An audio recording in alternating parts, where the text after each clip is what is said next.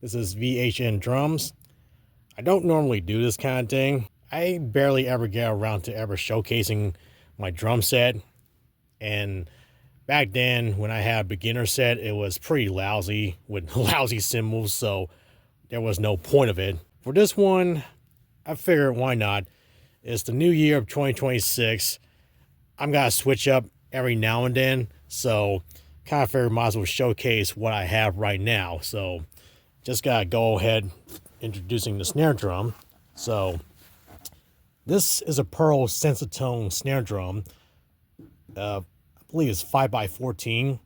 I recently switched out a different head, and I now realize that this is the original drum head that came along with it when I first bought it on Reverb.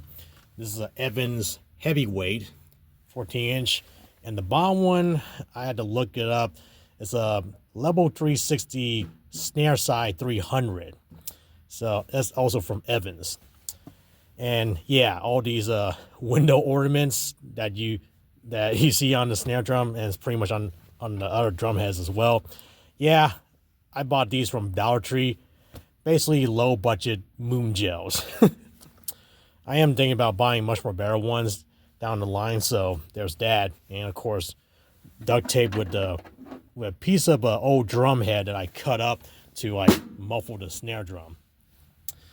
Onto here is a 14x14 floor tom that's been turned into a rack tom, as you can tell from the leg mounts right here. Had to get myself a snare holder just to like prop it up right. I did thought about wanting to buy some kind of hardware to, suspend it on the drum, but figure it may be a bit too heavy. So 14x14 floor tom that has now turned to a rack tom. I'm using the Remo Amber coated, and the bottom one is a Gennaro Reso drum head from Evans. And over here to my left side is a 16x16 floor tom. And yeah, the lyrics, that's War Pigs by Black Sabbath. When I first bought the drum kit, this is the way how it was. Someone wrote onto the floor tom, and especially this one on here. Let's see, the drum heads I'm using on it is an Ambassador X, and the bottom one, I'm pretty sure, yeah, it's a regular coated Ambassador. Over here is the 16x18 floor tom, and that's also using an Ambassador head, Ambassador X. But the bottom one, I recently, no, not recently, like a year ago, so I bought a Classic Clear from Aquarium. Yeah, I'm trying to switch to different heads. 18-inch by 22-inch bass drum, and as you can tell, it's pretty dusty. I haven't cleaned it up in a while. Let's see, the drum head I'm using is a Power Stroke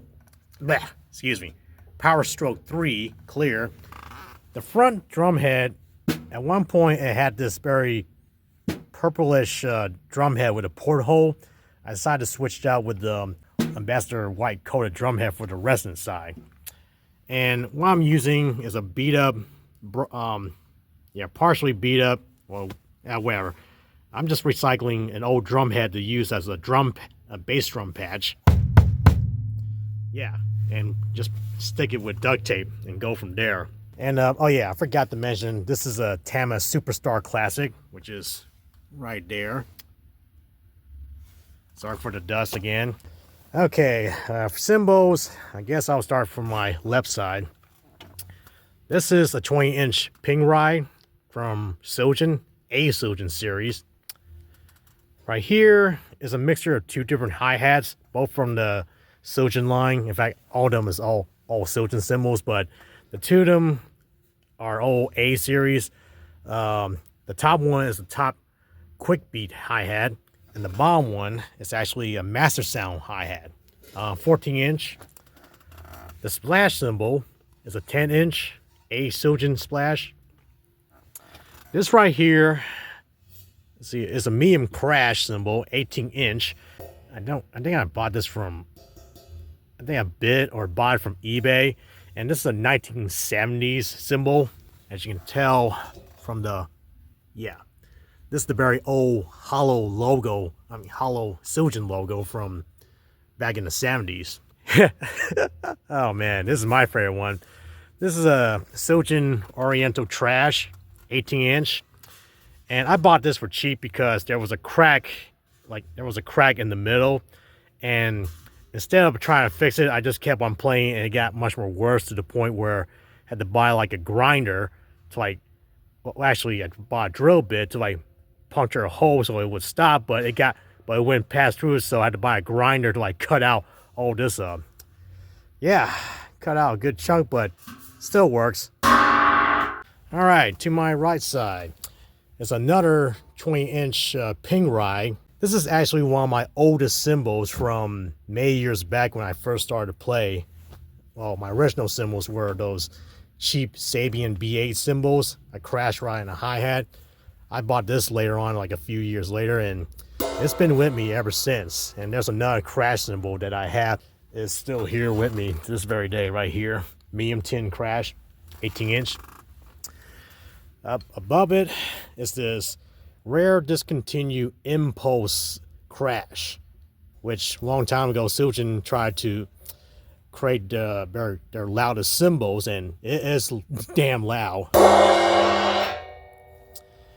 And this is pretty much a precursor to the C Custom series, which, let's see, they'd gone away for a long time and then resurfaced back to much more better improvements on not being too loud. So yeah, impulse crash, 18-inch. Yeah, the logo's kind of faded out. Up here is the China Boy High. I obtained this a long time ago on Reverb. This was one of those old cymbals that phase out the name Boy and just call it China High. But yeah, this is the old China cymbal, China Boy High. And lastly, the Transformer, 14-inch, a Siljan sound effects. As for the hardware, it's a mix between some Pearl, Tama, and Gibraltar. So I'll pull them out. It's a very old Pearl boom stand with a bunch of Pearl clamps to them. Right here is a Gibraltar mini arm cymbal. Let's see. That's actually, this is a PDP, Pacific Drums Percussion Hardware boom stand. And right here is the Tama boom stand. If I remember right, that's actually a Gibraltar arm that got replaced. I don't know why on the original, but yeah, this is a half Gibraltar arm and the part of the boom of the PDP. To the other side, let's see, you got the Tama arm clamp, little cymbal arm clamp right here. My old Pearl boom stand, Tama boom stand, Pearl clamp, and let's see, this used to be my old boom stand, just like that one, I believe, but actually no, this is a much more newer model because of the handle. This is the old one. Yeah, a long time ago I used to have a boom stand that pretty much couldn't hold up the arm anymore, so I got rid of the arm and took out, let's see, this part right here and turned it into a straight cymbal. Yeah. And let's see, this is a very unique hi-hat stand from Gibraltar.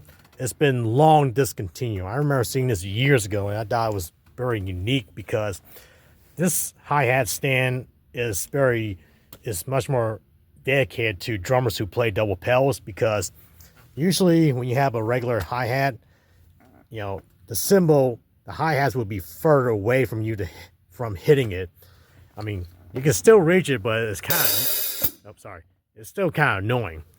This right here, especially this mechanism right here, is meant for you to adjust it to get a bit closer to you to hit the hi-hat. So that's the point of it. But they've been long discontinued, and I bought this from Facebook Marketplace from a few years ago. So well worth the investment.